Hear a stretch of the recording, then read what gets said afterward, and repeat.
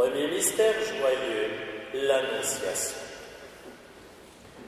Nous vous saluons, ô Notre-Dame, vous que l'archange Gabriel a salué de la part de Dieu le jour de l'Annonciation. À son exemple, nous voulons vous saluer aujourd'hui avec respect, déférence et surtout avec amour et admiration pour ce que vous êtes. La nouvelle Ève, la Vierge Immaculée, préservée du péché originel, préparée de toute éternité pour être la mère du Sauveur, la femme dont il est dit qu'elle écrasera de son talon la tête du serpent. Vous êtes comblée de grâce. Plus encore, vous êtes la comblée de grâce. Vous êtes la créature que, plus que toutes les autres, Dieu a comblée de grâce, et qui, plus que toutes les autres, a accueilli sa grâce.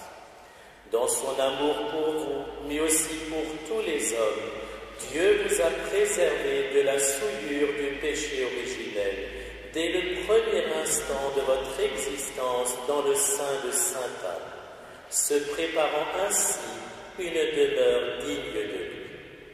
Et c'est en votre sein très pur et par votre vie sans réserve que Dieu s'est fait homme et qu'il a demeuré parmi nous.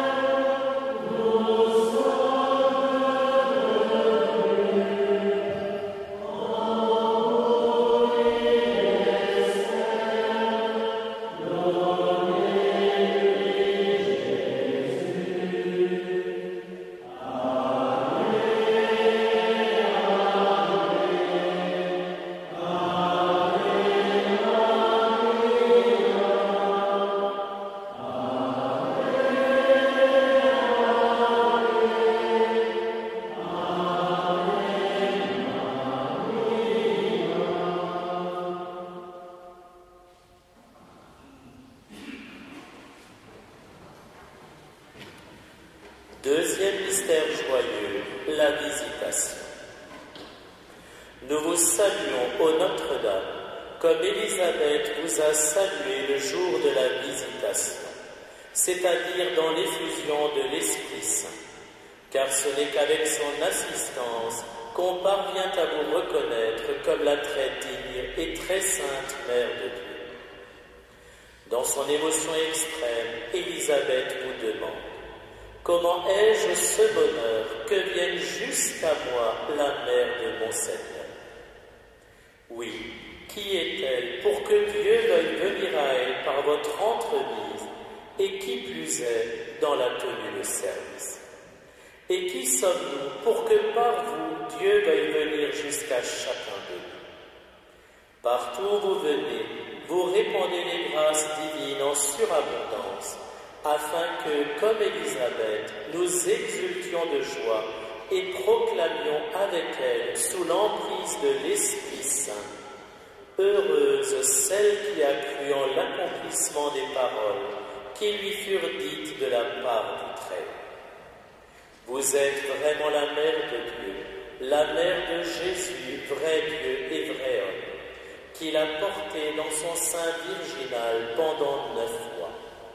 Et vous êtes vraiment notre Mère, qui ne cessez de nous porter Jésus, afin que nous l'accueillions et soyons comblés de sa grâce.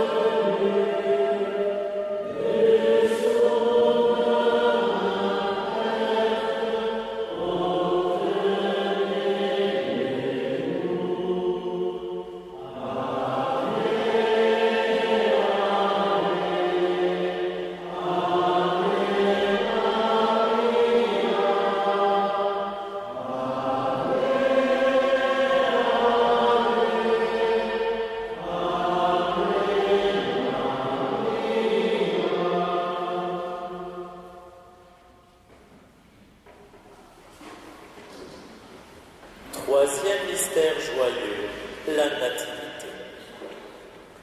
Nous vous saluons, ô Notre-Dame, comme les bergers vous ont salué en cette nuit de la Nativité, alors que vous déposez votre Fils premier-né dans une crèche, parce qu'il n'y a pas de place pour vous à l'autel.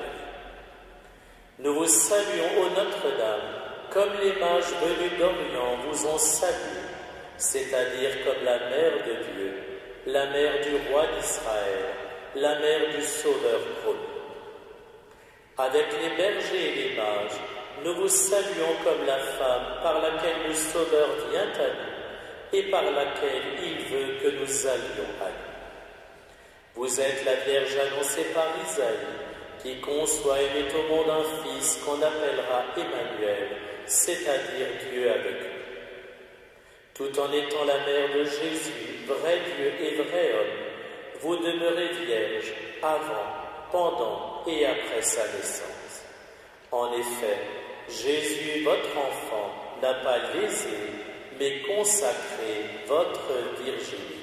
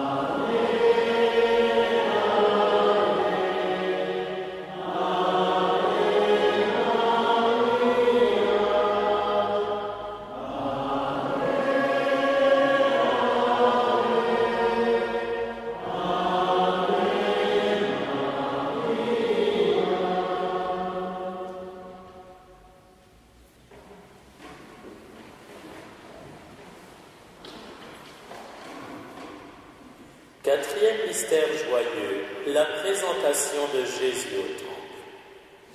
Nous vous saluons, ô Notre-Dame, vous que Siméon a salué au temple de Jérusalem le jour de la présentation de Jésus et de qui il l'a reçu dans ses bras. La fidélité de Siméon a trouvé sa récompense en ce jour. Pendant tant d'années, il a prié, jeûné pour la venue du Messie. Dieu, attentif à chacune de ses prières, lui a révélé qu'il ne quittera pas cette vie sans avoir vu et reconnu le Messie. En ce jour, la promesse de Dieu à son égard s'est accomplie. Il reçoit Jésus dans ses bras et dans l'Esprit Saint, il reconnaît en lui Dieu fait homme, le Messie tant attendu. Dans sa joie et dans l'effusion de l'Esprit Saint, il dit: Maintenant, ô Maître souverain, vous pouvez laisser votre serviteur s'en aller en paix, car mes yeux ont vu le salut que vous préparez à la face de tous les peuples, lumière pour éclairer les nations et gloire de votre peuple Israël. Qui a trouvé Jésus n'a plus besoin de rien, car il a trouvé celui qui est la voie, la vérité et la vie. Celui qui a trouvé Jésus ne marche pas dans les ténèbres, mais dans la pleine lumière. C'est par vous que Siméon reçoit Jésus, et c'est par vous que nous recevons tous Jésus. Ainsi, vous êtes vraiment la cause de notre joie, la consolatrice des affligés, la mère de la vie divine.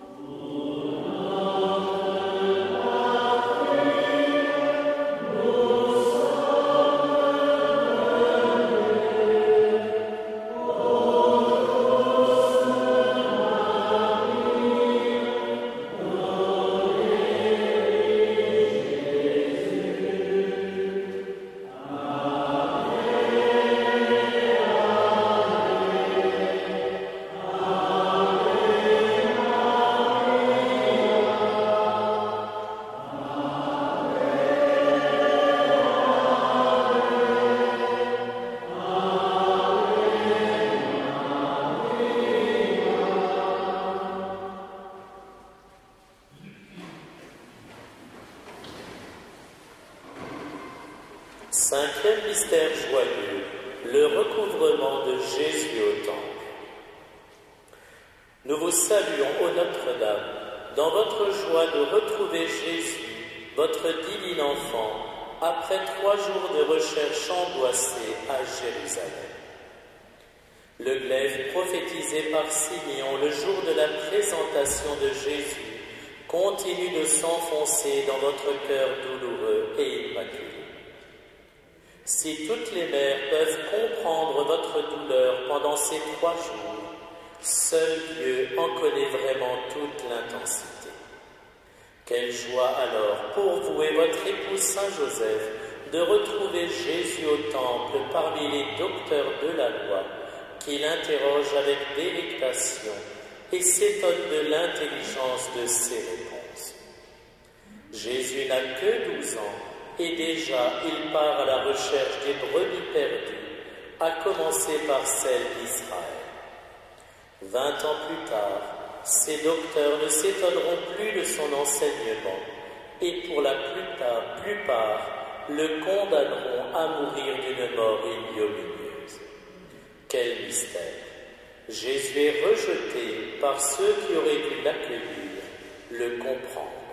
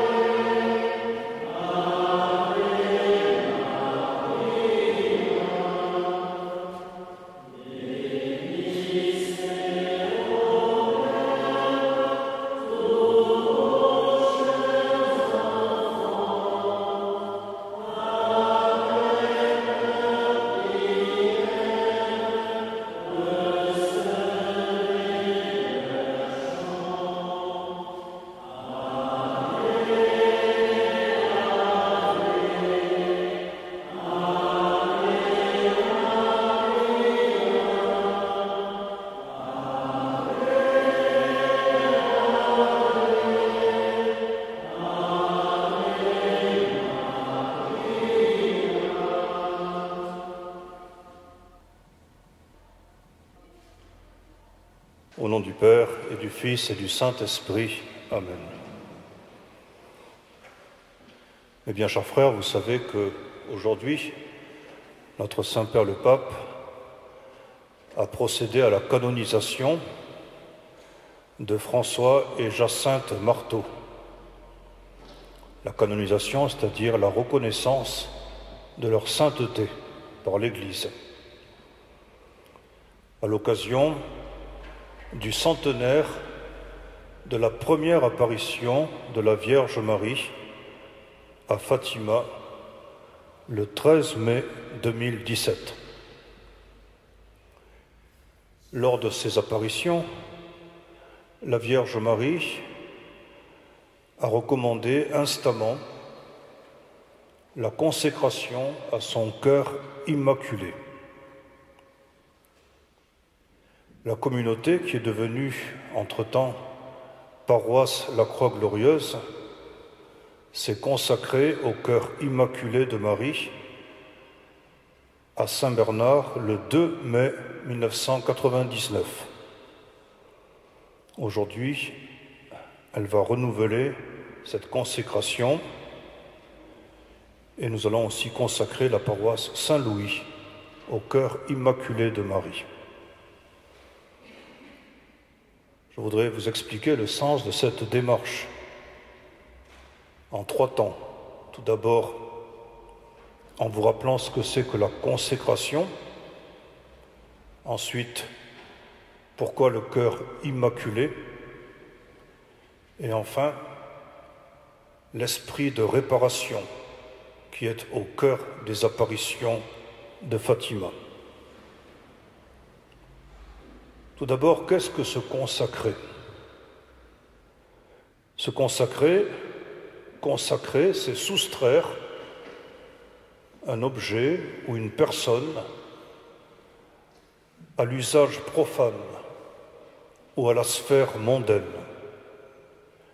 et destiner cet objet ou cette personne à Dieu. Il y a donc 2 temps dans la consécration: retirer, mettre à part. On peut même parler de ségrégation. Et deuxième temps, remettre entièrement à Dieu pour que cet objet ou cette personne appartienne complètement à Dieu. Il y a cependant une grande différence entre consacrer un objet comme un calice et une personne. Parce qu'un objet n'est jamais consacré que de l'extérieur.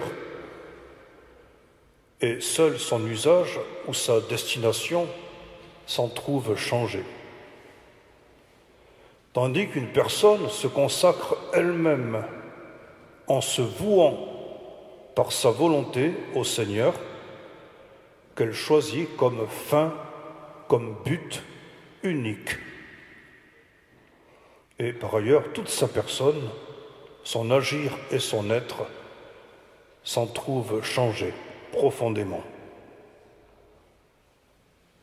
De façon assez paradoxale, c'est en étant entièrement consacré à Dieu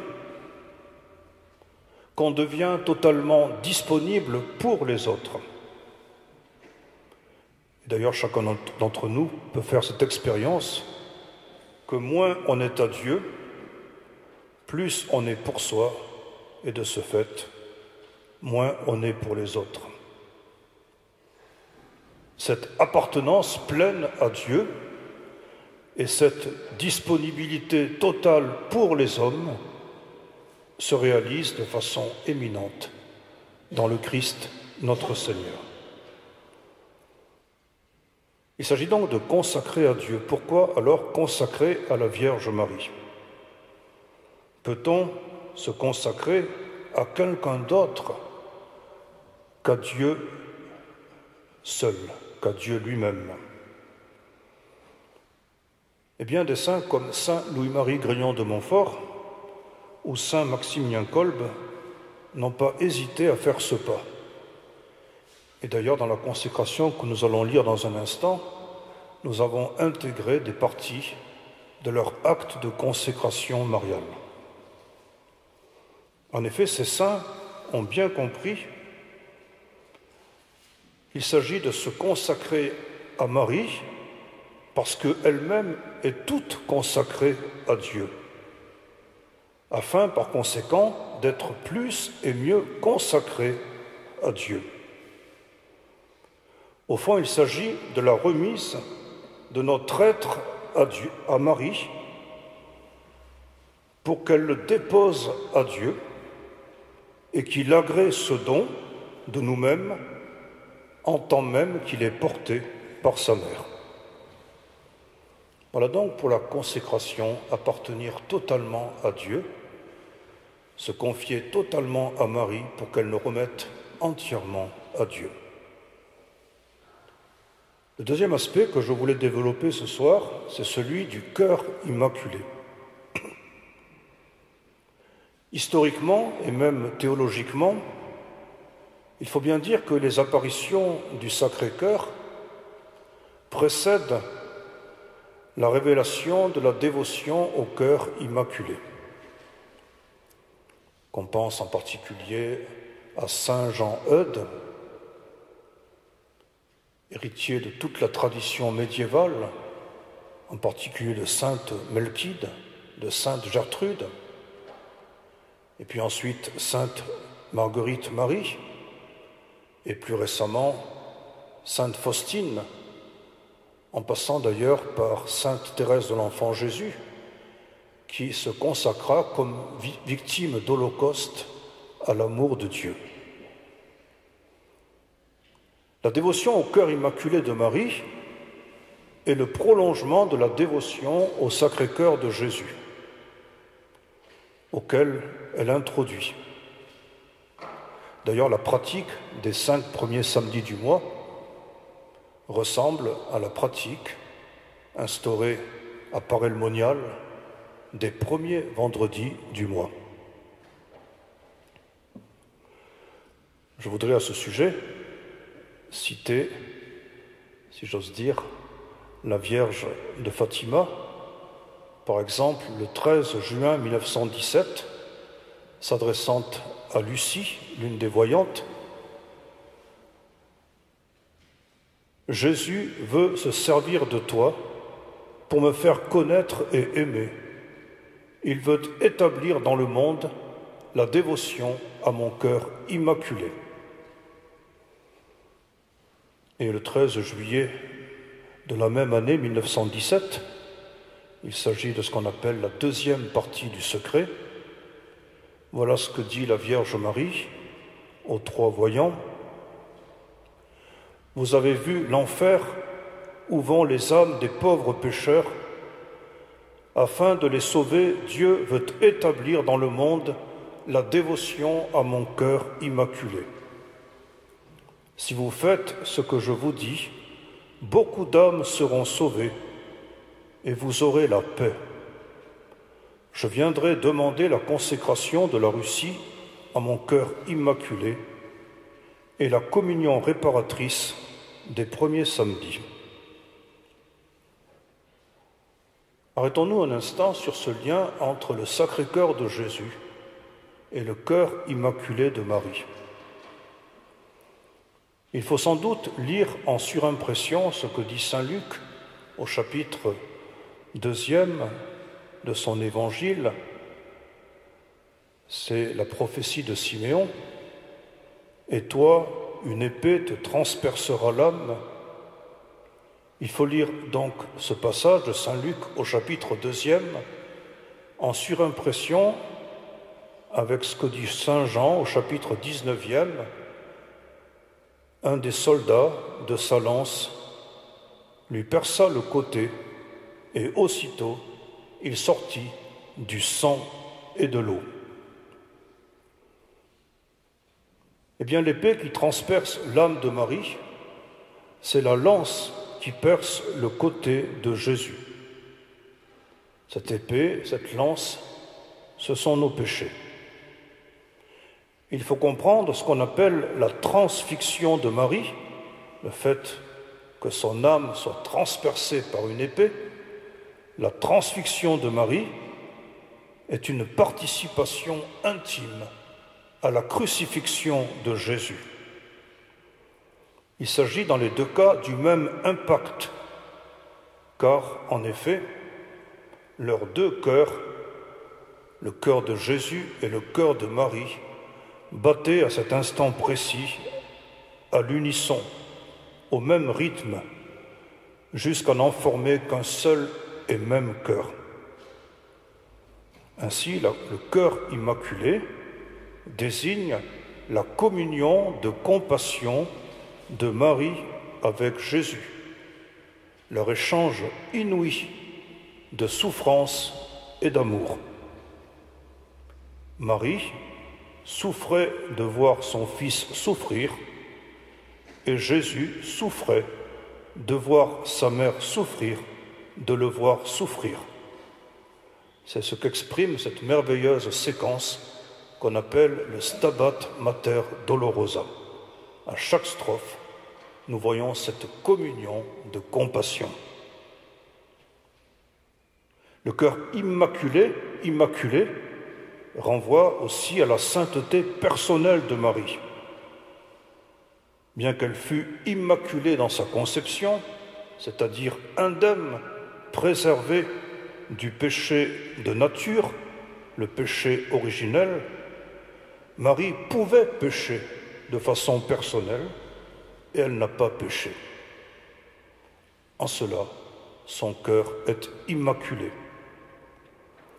Le cœur immaculé désigne aussi l'amour détaché, car, en effet, nos amours sont tachés de nos attaches.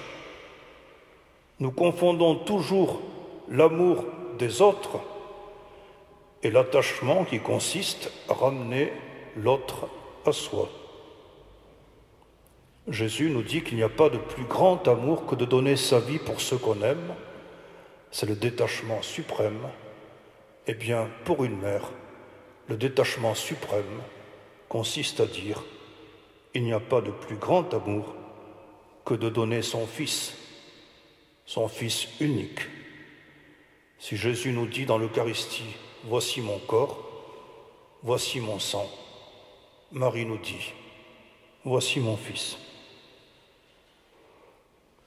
Le cœur immaculé, c'est par conséquent Marie associée de si près à la rédemption. Si Jésus se substitue à nous qui sommes pécheurs, Marie supplée à notre place, comme dans l'épisode de Cana.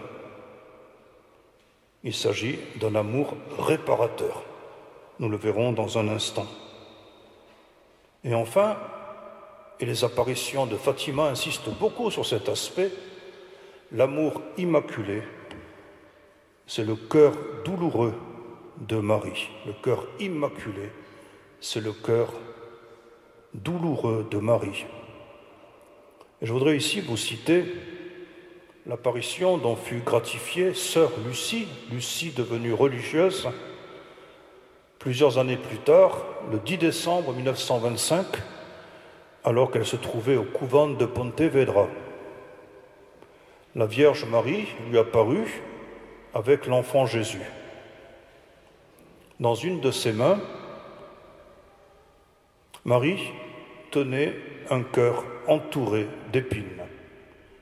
À ce moment-là, l'enfant Jésus dit à Lucie « Aie compassion du cœur de ta très sainte mère, entourée des épines que les hommes ingrats lui enfoncent à tout moment, sans qu'il y ait personne pour faire acte de réparation afin de les en retirer. »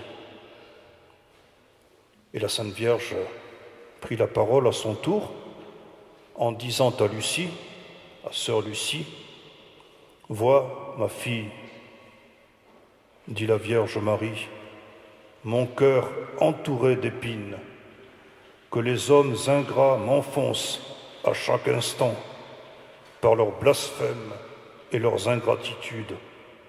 Toi, du moins, tâche de me consoler. Et dis que tous ceux qui, pendant 5 mois, le premier samedi, se confesseront, recevront la Sainte Communion, réciteront un chapelet et me tiendront compagnie pendant 15 minutes en méditant sur les 15 mystères du rosaire, en esprit de réparation, je promets de les assister à l'heure de la mort avec toutes les grâces nécessaires pour le salut de leur âme. Il y a dans cette vision et dans cette apparition beaucoup de similitudes avec l'apparition du Sacré-Cœur de Jésus à Sainte Marguerite Marie à Paray-le-Monial.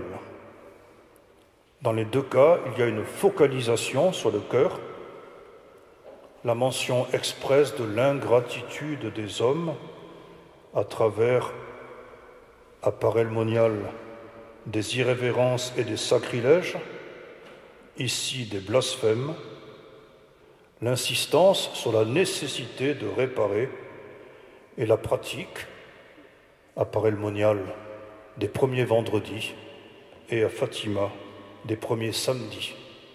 La réparation pour consoler Jésus ou Marie et réparer pour les pécheurs afin de les sauver. Le 20 mai 1930, alors qu'elle se trouvait à la chapelle du couvent de Tuy, Lucie de Fatima fut gratifiée pas vraiment d'une apparition proprement dite, mais d'une révélation intérieure sur les 5 espèces d'offenses et de blasphèmes auxquelles les méditations que vous avez lues tout à l'heure renvoient. Blasphème contre l'Immaculée Conception, blasphème contre la virginité, blasphème contre la maternité divine et la maternité de Marie sur tous les hommes, blasphème public, c'est-à-dire les scandales, et enfin les offenses de ceux qui outragent directement les saintes images. Donc si les apparitions de Paray-le-Monial au Sacré-Cœur mettent en exergue l'importance de réparer les offenses du cœur de Jésus, les apparitions de Fatima soulignent l'importance de réparer pour ces blasphèmes au cœur immaculé et de consoler Marie. Vous voyez que le terme de réparation a souvent été prononcé déjà. L'esprit de réparation, c'est mon 3e point, est au cœur du message de Fatima et l'esprit de réparation est aussi au cœur de la sainteté des petits bergers de Fatima. Mais avant tout cela, l'esprit de réparation est au cœur de la rédemption opérée par le Christ. Qu'est-ce donc que la réparation? La réparation, c'est l'idée qu'il faut faire contrepoids à la masse du mal présente dans le monde. Jésus se substitue aux pécheurs pour expier à leur place. C'est ce qu'on appelle la satisfaction vicaire. Vicaire, c'est tenant lieu de. Donc le Christ se substitue aux pécheurs pour expier à leur place et il compense surabondamment par son obéissance et par sa charité ce qui nous vaut le salut, qui est gratuit au sens d'immérité de notre part, et aussi parce que le Père n'est pas obligé de livrer son propre Fils, et parce que le Christ n'est pas obligé de donner sa vie, mais ce salut gratuit, il vaut le prix du sang infini de notre Seigneur. Le Christ a ainsi réparé pour nos péchés. Mais, selon les apparitions à Paray-le-Monial, a tant d'amour de son cœur qui n'a rien épargné jusqu'à s'épuiser, nous ne répondons, pour la plupart d'entre nous, que par des ingratitudes, des irrévérences, des sacrilèges, des froideurs, des mépris à l'égard du sacrement de l'amour, c'est-à-dire du sacrement de l'Eucharistie. De là, la nécessité de réparer par une amende honorable. Alors cette spiritualité réparatrice a été très importante, notamment au XIXe siècle, et elle a suscité beaucoup de vocations, en particulier des vocations de religieuses. Elle est tombée en désuétude, hélas, parce qu'on a accusé de cette spiritualité d'être masochiste, d'être doloriste. Il faut reconnaître au pape Saint Jean-Paul II, notamment, de l'avoir réhabilité à la faveur, en particulier, de l'année sur l'Eucharistie et de son encyclique Ecclesia in Eucharistia. Donc, c'est Jésus qui répare pour nous, c'est le Sacré-Cœur de Jésus qui nous invite à réparer pour les avanies qu'il subit, et donc nous l'avons entendu il y a un instant, avec l'apparition à Pontevedra, c'est le cœur immaculé de Marie qu'il convient aussi de réparer. Avant de dire quelques mots sur la manière dont les trois pastoraux ont vécu cela, je voudrais vous dire qu'au fond, il y a deux attitudes possibles dans le monde pour un chrétien. Il y a une attitude négative qui consiste constamment à dénigrer, à critiquer. Et puis, il y a une attitude positive, constructive, qui consiste à réparer en silence. Et c'est la chose la plus positive au monde. Dès l'apparition de l'ange en 1916, il fut demandé aux trois enfants de réparer par leurs prières et leurs sacrifices pour les péchés qui offensent Dieu. La prière que l'ange du Portugal leur apprend est une prière de substitution ou de suppléance. C'est une très belle prière. Mon Dieu,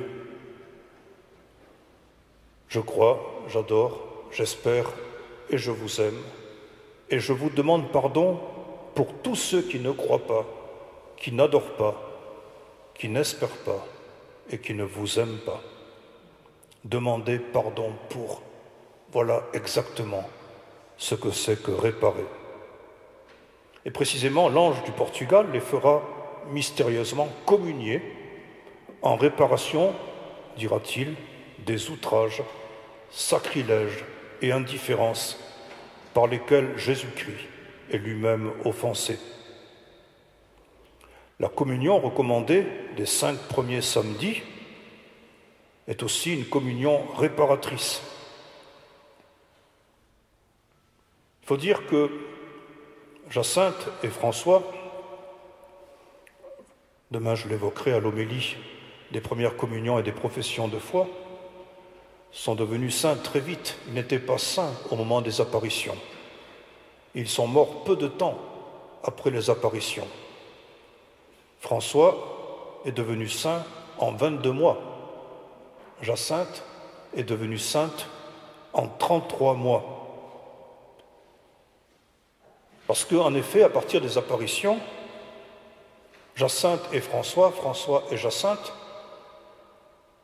n'ont mené, somme toute, qu'une vie réparatrice. François, par exemple, voulait consoler Dieu de sa tristesse à cause de tant de péchés. François et Jacinthe, et Lucie, pendant toute sa longue vie, puisqu'elle est morte à l'âge de 97 ans, passèrent leur petit temps d'existence ou leur longue vie à réparer, en acceptant notamment les avanies dues à leur statut de voyants, en acceptant pour les 2 premiers la maladie précoce qui les emporta au terme de beaucoup de souffrances. Et aussi, ils réparèrent à travers des privations volontaires, toujours dans le but de consoler Jésus et de sauver les pécheurs. Voilà donc le sens de la démarche que nous allons accomplir maintenant devant la statue de Notre-Dame de Fatima. Nous allons nous consacrer au cœur immaculé, pour inscrire au cœur de notre vie l'esprit de la réparation. Au nom du Père et du Fils et du Saint-Esprit. Amen. Renouvellement de la consécration de la paroisse La Croix-Glorieuse et consécration de la paroisse Saint-Louis au cœur immaculé de Marie. Ensemble. Ô Marie, notre souveraine et tendre Mère, dont le cœur immaculé, transpercé par le glaive des douleurs, brûle pour chacun de vos enfants d'une très ardente charité. Jetez sur nous un regard favorable. Nous sommes aujourd'hui rassemblés près de vous dans un sentiment de profonde gratitude pour tant de grâces reçues, attendant encore avec confiance les effets de votre douce et puissante protection.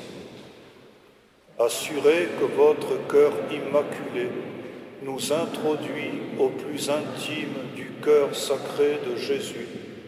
Nous vous supplions humblement d'agréer notre consécration. Nous sommes tout à vous et tout ce qui est à nous est à vous. Veuillez accepter notre être tout entier comme votre bien et votre propriété et agir en nous et en toutes les facultés de notre âme et de notre corps, en toute notre vie, notre mort et notre éternité, comme il vous plaira, en ne nous appartenant plus à nous-mêmes et en nous confiant en vous sans réserve. Nous nous savons entre les meilleures mains qui soient pour être remis à votre divin Fils. Répandez sur nous un rayon de votre compassion illustré à Cana, où vous avez suppléé pour nous, et qui culmina lors de votre communion étroite à la Passion, où Jésus se substitua à nous en expiation de nos péchés, pour lesquels il compensa surabondamment.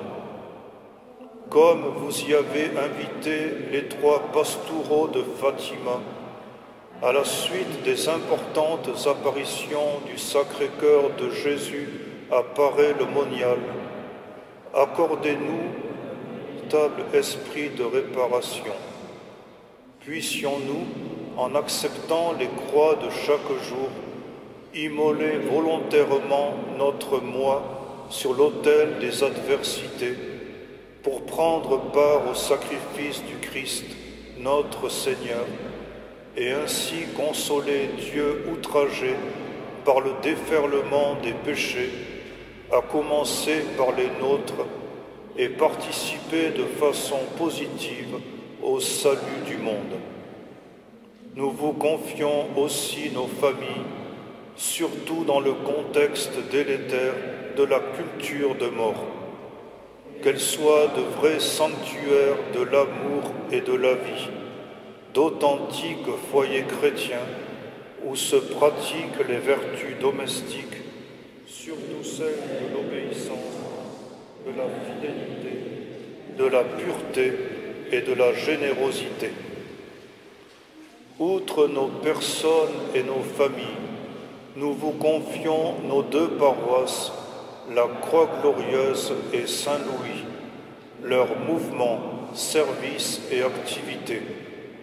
Que leur configuration liturgique particulière soit un témoignage sincère de l'unité catholique dans le respect réciproque de la diversité des charismes, dans un enrichissement et une émulation mutuelle au service du diocèse de Strasbourg et de l'Église universelle.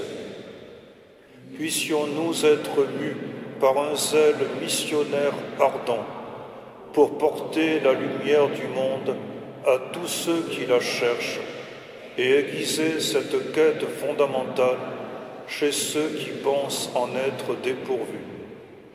Suscitez dans notre communauté de saintes vocations religieuses et sacerdotales, et accordez aux jeunes gens et jeunes filles la lumière du discernement et la disponibilité à suivre le Christ. Pour autant qu'il dépend de nous, nous sollicitons aussi votre protection pour notre pays, frappé par le double fléau du terrorisme qui instrumentalise le nom de Dieu à des fins de violence et du laïcisme qui exclut Dieu de la sphère publique et du champ social. Par notre engagement civique, nous voulons concourir toujours davantage à promouvoir le bien commun temporel et la civilisation de l'amour.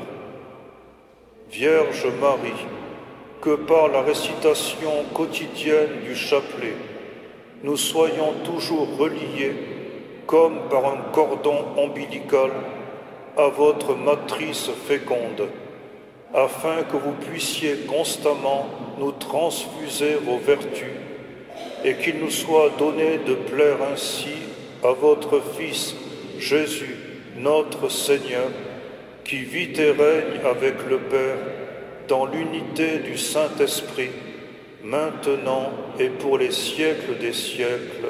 Amen. Cœur sacré de Jésus,